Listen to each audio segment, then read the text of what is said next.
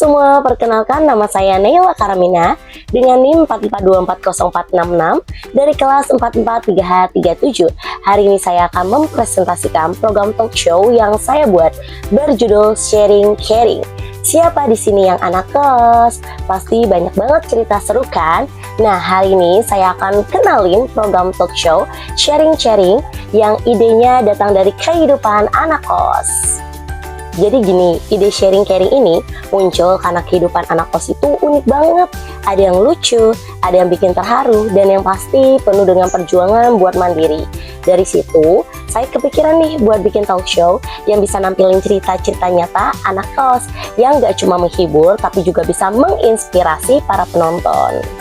Program ini punya beberapa tujuan utama. Pertama, buat masyarakat, kita pengen kasih hiburan yang gak cuma asal ketawa ketiwi, tapi juga bisa bikin penonton jadi lebih aware dan punya empati sama kehidupan anak kos. Dua, buat teman-teman praktisi atau mahasiswa, program ini jadi wadah buat belajar gimana cara bikin dan mengelola produksi non-drama. Nah, yang terakhir, buat saya sendiri, ini juga buat memenuhi tugas mata kuliah manajemen produksi. Sharing Caring merupakan kategori hiburan atau entertainment dan medianya adalah televisi. Format talk show yang santai dan interaktif, durasi per episode sekitar 24-26 menit dan target penontonnya adalah dewasa muda usia 18-25 tahun. Kita pakai sistem taping, jadi direkam dulu baru ditayangin. Jam tayang idealnya itu di sekitaran jam 7:30 malam karena itu waktu santai orang-orang setelah seharian beraktivitas. Pengisi acaranya ada host yang energik dan humoris namanya Indra. Terus ada dua narasumber yaitu Rendra yang mahasiswa irit dan Bagas yang anak kosan baru. Dan yang paling spesial kita juga mengundang bintang tamu yang pernah jadi anak kos juga yaitu Ari Kriting. Konsep programnya itu obrolan ringan seputar kehidupan anak kos. Jadi kita bahas suka duka kejenakaannya, gimana ngatur keuangan sampai gimana kangennya sama keluarga di rumah. Gayanya itu harus fun, tapi tetap dekat dengan realita dan ada sedikit sentuhan emosionalnya juga. Kita buat beberapa segmen menarik yaitu 1. Cerita kosan, 2. Survive mode, 3. Kangen rumah, dan yang keempat, cuan challenge. Untuk tone visualnya kita pengen suasana yang hangat, jadi setnya itu kayak kamar kos sederhana dengan pencahayaan yang soft warm. Slide ini nunjukin jadwal kerja kita dari tanggal 15 November sampai 22 November.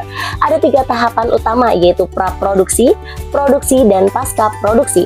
Di praproduksi kita ngelakuin brainstorming ide, pengembangan gagasan, dan penulisan naskah.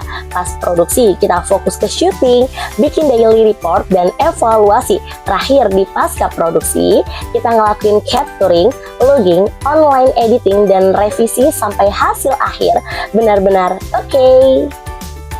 Nah, ini dia yang penting yaitu estimasi biaya produksi.